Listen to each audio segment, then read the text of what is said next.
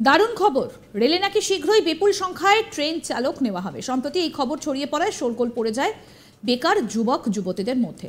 আর হবে নাই বা কেন? চাকরির যা বাজার, এই বাজারে একেবারে কেন্দ্রীয় সরকারের রেল দফতরের চাকরি বলে কথা। কিছুদিন ধরে সোশ্যাল মিডিয়ায় এই খবর ছড়িয়ে পড়ছে, যদিও ফ্যাক্ট চেক করে দেখা গিয়েছে এই খবর সম্পূর্ণ সত্য নয়। জানা গিয়েছে খুব স্বাভাবিকভাবেই প্রত্যেক মাসে সমগ্র পূর্ব রেলওয়েতে অন্যান্য কর্মচারীদের মতোই ট্রেন চালকরাও অবসর গ্রহণ করেন। ফলে প্রত্যেক মাসেই নির্দিষ্ট সংখ্যক ট্রেন চালকের পদ খালি হয়ে যায়।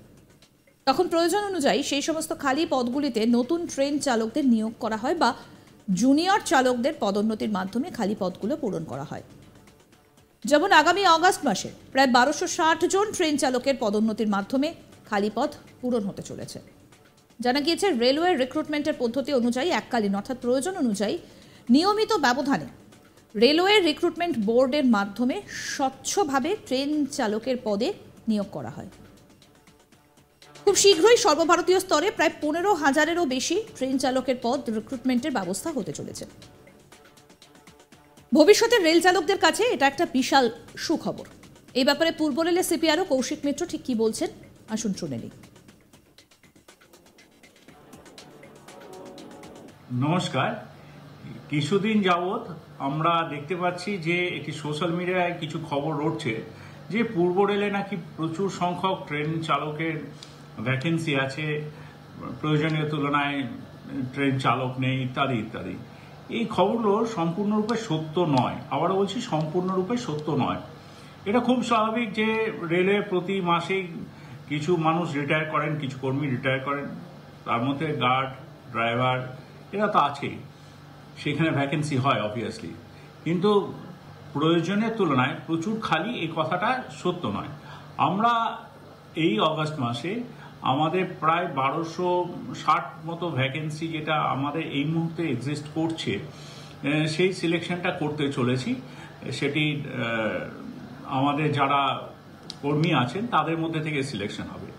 এছাড়া যারা ওপেন মার্কেট থেকে আসতে চান তাদের জন্য ভ্যাকেন্সি আমরা রেলওয়ে রিক্রুটমেন্ট বোর্ড এবং রেলওয়ে রিক্রুটমেন্ট বোর্ডে যে আমাদের ওয়েবসাইট আছে তাতে ফলো করতে পারেন আপনারা। আমাদের এই প্রসিডিওর সর্বভারতীয় ক্ষেত্রে খুব শীঘ্রই, হোপফুলি বাই সেপ্টেম্বরেই প্রায় 15 থেকে 16,000 ভ্যাকেন্সি আমরা ফিল আপ করতে চলেছি। তো এই কথাটা মনে হয় আমাদের পক্ষে আর শুট করে না যে পূর্ব রেলে প্রচুর ভ্যাকেন্সি আছে ড্রাইভার গার্ডে, ড্রাইভার নেই, পর্যাপ্ত ড্রাইভার নেই, এটা সত্য নয়। কিছুটা ভ্যাকেন্সি অবভিয়াসলি আছে মানছি, কিন্তু সেটা এমন নয় যে ট্রেন চালানো সম্ভব হচ্ছে না, একটি ড্রাইভারকে প্রচুর সময় ধরে কাজ করতে হচ্ছে, এটা ঠিক নয়।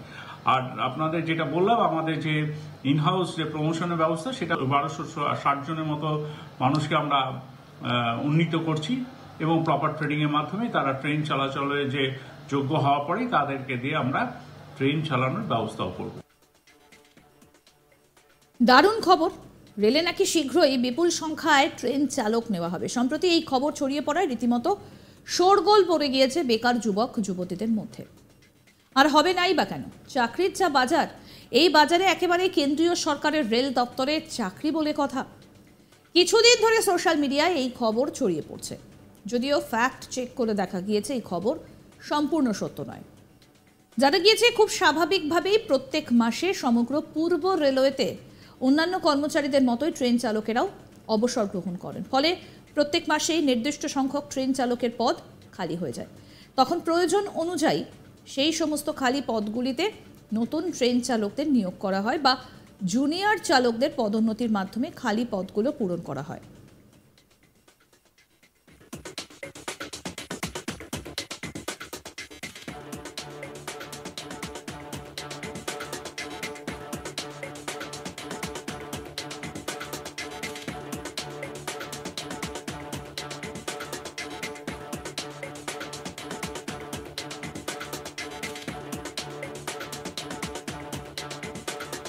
যেমন আগামী আগস্ট মাসে প্রায় 1260 জন ট্রেন চালকের পদোন্নতির মাধ্যমে খালি পদ পূরণ হতে চলেছে। আরও জানা গিয়েছে রেলওয়ে রিক্রুটমেন্টের পদ্ধতি অনুযায়ী এককালীন অর্থাৎ প্রয়োজন অনুযায়ী নিয়মিত ব্যবধানে আরআরবি অর্থাৎ রেলওয়ে রিক্রুটমেন্ট বোর্ডের মাধ্যমে স্বচ্ছভাবে ট্রেন চালকের পদে নিয়োগ করা হয়।